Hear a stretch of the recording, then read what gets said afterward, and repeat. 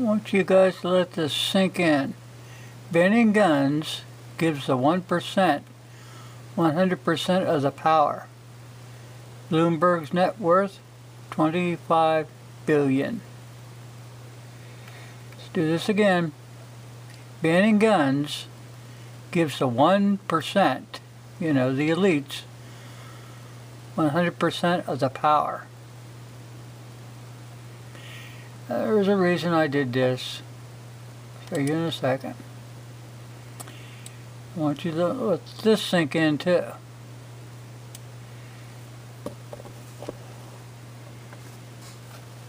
The United Nations is quietly advancing international gun confiscation. Now what this guy says here at the beginning makes a whole lot of sense, and I've been saying it since the early 90s. This is just one among a plethora of reasons why the United Nations should be abandoned by the United States. We should not keep it on life support. We should pull out all of our resources to it and any support for it, including housing in the United Nations on our shores. I've said it before and I'll say it again, there's no gun control, there's only gun confiscation. That is exactly what the United Nations is quietly advancing while other things take precedent in the news. The United Nations International Action Network on Small Arms is getting another hold of their annual 2018 Global Week of Action Against Gun Violence, May 7th to May 14th, 2018.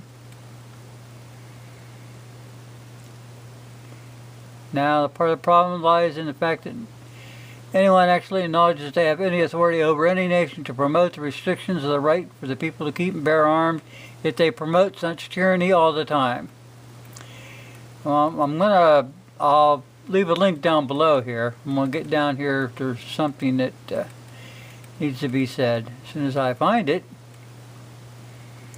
I didn't know what President Donald Trump was thinking when he said he could continue to promote the United Nations during his first speech.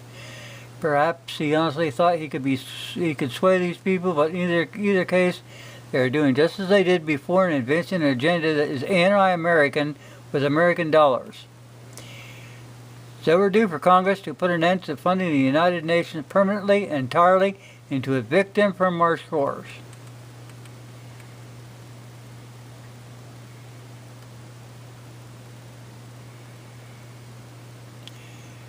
One thing to understand is that the United Nations actually deems its agenda as disarmament, according to the United Nations Office for Disarmament Affairs.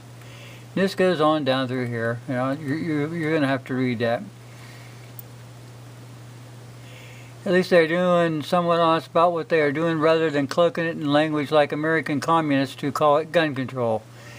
In a speech at the Global Week of Action, some lady said that the world exactly what the position when it comes to small arms and God-given right to keep and bear arms. Every day hundreds of lives are lost and so on and so forth. The UN claims that gun violence can be traced back to a lack of adequate legislation and regulations on gun control, so on and so forth. You heard this stuff before. The UN's gun confiscation agenda, right there, what it says. I'm going to zoom that so you can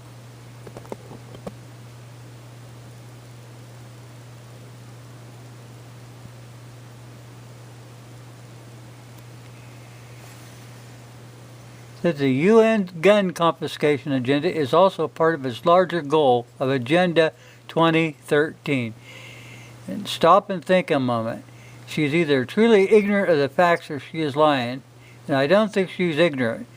We know that America has the largest armed population in the world, and yet when it comes to our murder rate, we aren't even in the top 100 countries.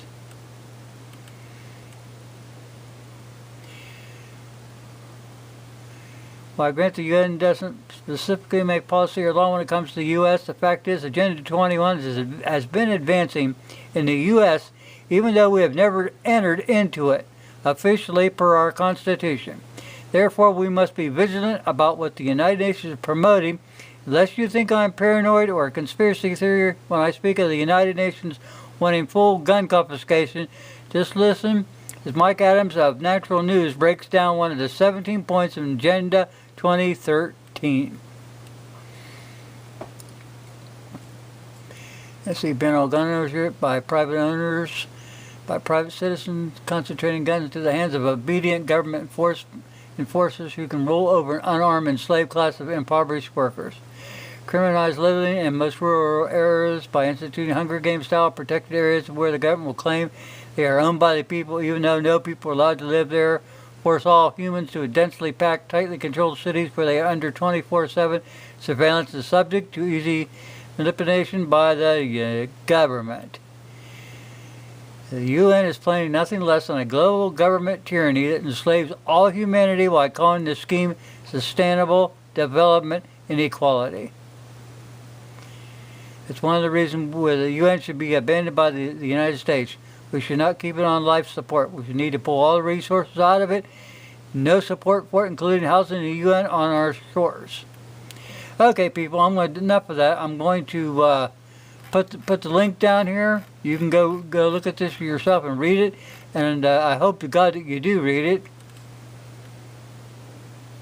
It's a very interesting article. I've seen it coming. A lot of us have seen it coming. And everybody expects somebody else to do something about it when we should have got off of our damn asses and stopped this stuff a long time ago. When somebody starts talking about doing away with our Constitution like the Democrats are, you take the son of a bitches out and you hang them. They're traitors to our country. Period. Okay, enough of that. I'll get the link for this thing, and I suggest you go read it. Thanks for watching.